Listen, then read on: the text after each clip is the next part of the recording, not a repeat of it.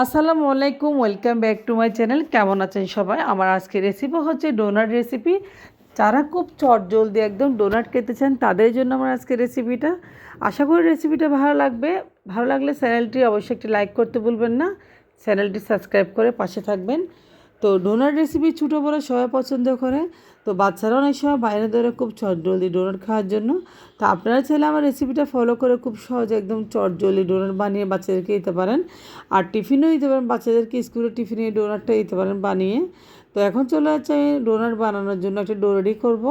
তো দেখতে পাচ্ছেন একটা পেন আমি নিয়েছি, এখানে 1 কাপ পরিমাণ মতো ময়দা। তো আমি ময়দাটা আগে থেকে চেলে নিয়েছি। এখন দিয়েছি আমি এখানে 1 টেবিল চামচ পরিমাণ ইস্ট। তো ইস্টটা দিয়ে দিচ্ছি।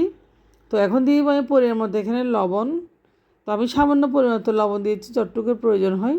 তো আমি এখানে কোনো কিছু আর অ্যাড করব না। এরপর যে আমি সামান্য একটু পানি দিয়ে একটা ডো রেডি করে নেব।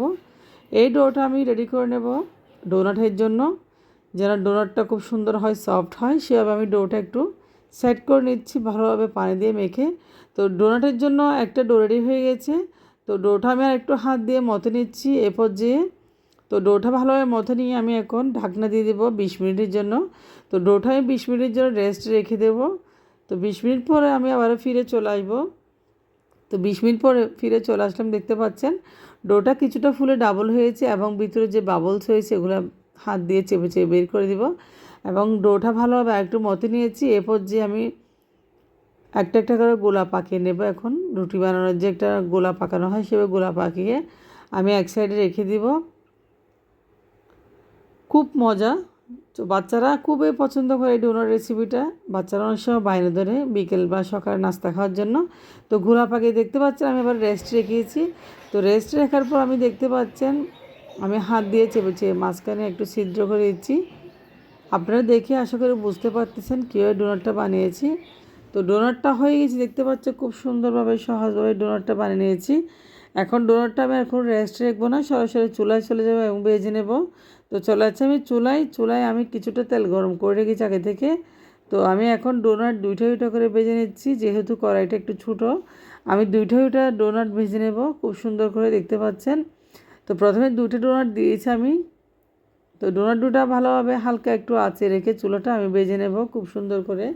তো ডোনাট আসলে বাইরে অনেক চড়া দাম কিনা হয় এবং অনেক চড়া দাম। তো আপনারা চাইলে বাসায় খুব জলদি বাচ্চাদের জন্য ডোনাট বানিয়ে দিতে পারেন।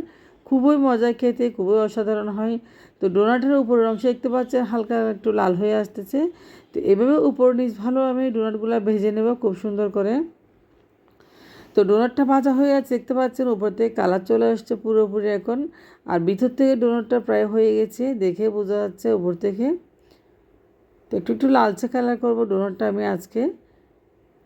তো ডোনাটটা আমি এখন প্লেটে নিয়ে নিয়েছি। দুইটা ডোনাট অলরেডি ভাজা হয়ে গেছে, আমি আপনাদের দেখাচ্ছি। খুব সহজে একদম চটজলদি ডোনাট খেতে চাইলে অবশ্যই রেসিপিটা আপনারা ফলো করবেন। দেখতে পাচ্ছেন ডোনাট দুটো হয়ে গেছে, আমি এখন প্লেটে নিয়ে নিচ্ছি। তো অনেকে খুব অনেকভাবে ডোনাট বানায়, আমি কিন্তু আজকে যে ডোনাটটা বানিয়েছি এটা খুব চটজলদি বানিয়েছি। আমার বাচ্চা খুব পছন্দ করে এই জন্য। তো দেখতে পাচ্ছেন এখানে আমি আরেকটা ডোনাট আর দুইটা ভেজে নিচ্ছি। তো এভাবে সবগুলো ডোনাট আমি এক এক করে স্টেপ বাই স্টেপ ভেজে নেব খুব সুন্দর করে। তো সবগুলো ডোনাট ভাজা হয়ে গেছে, আমি এখন একটা প্লেটে সার্ভ করে নিব। সুন্দর কালারও এসেছে, একদম দেখতে খুব ভালো লাগতেছে। আমি এখন দেখতে পাচ্ছি সবগুলো ডোনাট প্লেটে সার্ভ করে নিচ্ছি। তো ডোনাটগুলো আপনারা এভাবে বানাবেন এবং খেতে খুব মজা হয়, বিশেষ করে সকাল বিকেলের নাস্তা হিসেবে এই ডোনাটের কোনো তুলনা নেই। তো আমি নিয়েছি সামান্য পরিমাণে চিনি একটা প্লেটে, আর আমি চিনি দিচ্ছি উপর থেকে ডোনাটের উপরে, দেখতে পাচ্ছেন। আমি যেন গায়ে গায়ে চিনিগুলো লাগে সেভাবে চিনিগুলো লাগিয়ে নিচ্ছি। তো বাচ্চারা এভাবে লাগিয়ে নিলে আসলে খুব খেতেও পছন্দ করে, খুব সহজে এই ডোনাটটা বানানো যায়। তো আশা করি আজকে রেসিপিটা আপনাদের কাছে অবশ্যই ভালো লেগেছে। ভালো লাগলে লাইক কমেন্ট শেয়ার করবেন বেশি বেশি করে। তো দেখতে পাচ্ছ খুব সহজে চিনিগুলো লাগানোর পর ডোনাটটা আরও সুন্দর হয়ে গেছে মাশাল্লাহ। খেতে আশা করি অনেক মজা হবে, খুবই টেস্টি হবে। তো আমার ছেলে মেয়ে খুব বেশি পছন্দ করে এই ডোনাটটা, তাদের জন্য আজকে বানা এবং রেসিপিটা আমি শেয়ার করেছি। আপনাদের জন্য যারা ডোনাট বানাতে জানেন না, একদম খুব ইজিভাবে বানাচ্ছেন, তাদের জন্য আমার আজকে রেসিপিটা। খুব চটজলদি ডোনাট বানিয়েছি। আশা করি এই রেসিপিটা আপনার কাছে অবশ্যই ভালো লেগেছে।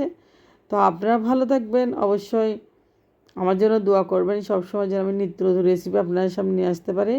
তো ডোনাটটা ভিতর থেকে কতটা সুন্দর দেখতে পাচ্ছেন, উপর থেকে খুব সফট হয়েছে। তো আল্লাহ হাফেজ, আপনারা ভালো থাকবেন।